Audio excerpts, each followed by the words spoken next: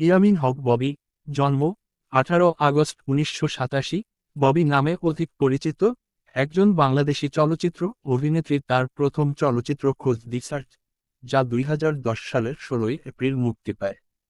তবে দেহরক্ষী চলচ্চিত্রে অভিনয়ের মাধ্যমে তখনও হলিউড চলচ্চিত্র শিল্পে জনপ্রিয়তা অর্জন করেন।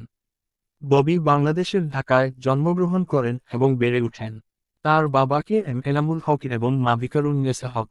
তিনি ধানমন্ডির কামরুন্নেসা হাই স্কুল থেকে প্রাথমিক শিক্ষা অর্জন করেন।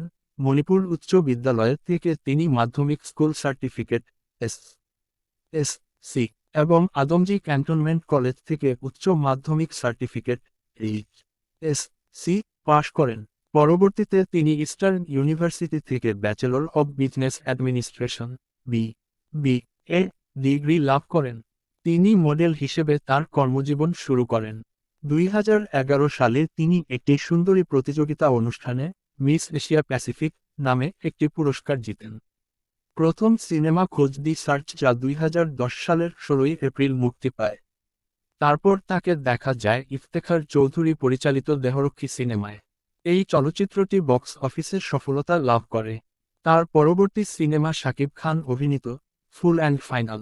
তাকে মুক্তিপ্রাপ্তের অপেক্ষায় থাকা ইঞ্চি ইঞ্চি প্রেমে প্রথমবারের মতো বাপ্পি চৌধুরীর বিপরীতে অভিনয় করতে দেখা যাবে। তার আরেকটি মুক্তিপ্রাপ্তের অপেক্ষায় থাকা সিনেমা শাকিব খান অভিনীত রাজত্ব। ববি আরও কয়েকটি সিনেমাতে অভিনয়ের জন্য চুক্তিবদ্ধ হয়েছেন।